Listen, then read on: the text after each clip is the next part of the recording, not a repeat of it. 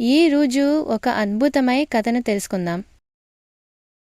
బలరామపురం అనే గ్రామంలో కృష్ణ అనే రైతు ఉండేవాడు. అతను చాలా ఈమానదారుడైనవాడు. అతని జీవితం రైతుబడి మీదే ఆధారపడి ఉండేది. అతను తన తోటలో బంగాళాదుంపలు, ముల్లంగి, సొరకాయ, టమాటా వంటి కూరగాయలను పండించేవాడు.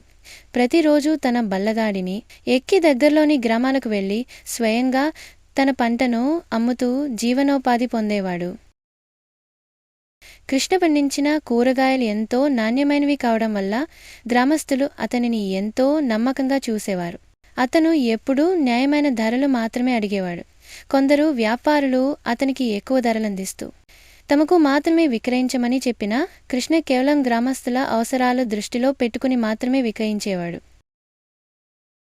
ఒకరోజు అతను పంటలు అమ్మి తిరిగి వస్తుండగా మార్గమధ్యంలో ఓ వృద్ధురాలు కనిపించింది.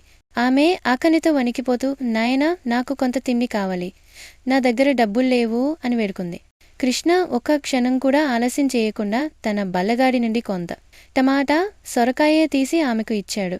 వృద్ధురాలు కృతజ్ఞతతో నిత్యం ఆయనకు ఆశీర్వాదాలే ఇచ్చింది. ఆ వృద్ధురాలు దేవత రూపంలో వచ్చినట్టే అయింది. ఎందుకంటే కొద్ది రోజుల తర్వాత ప్రభుత్వం ఆ ప్రాంతంలో మంచి రైతులను గుర్తించి అవార్డు ఇవ్వాలని నిర్ణయించింది. గ్రామస్తులంతా కృష్ణ పేరు చెప్పడంతో అధికారులు అతని పంటలను పరిశీలించి ఆయనను ఉత్తమ ఈమానదారుడు రైతుగా పురస్కారంతో సత్కరించారు. ఆ రోజు కృష్ణ తాను చేయబడిన మంచి పనుల ఫలితమే ఇది అనుకుని ఎంతో ఆనందపడ్డాడు.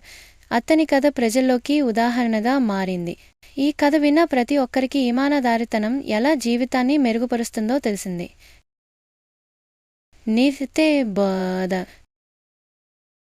ఇమానదారితనం, దయా, ధర్మాలు ఎప్పుడూ మనకు, సమాజానికి మేలు చేస్తాయి. నమ్మకం, నిజాయితీ ఉన్నవారిని సమాజం ఎప్పుడూ గుర్తిస్తుంది.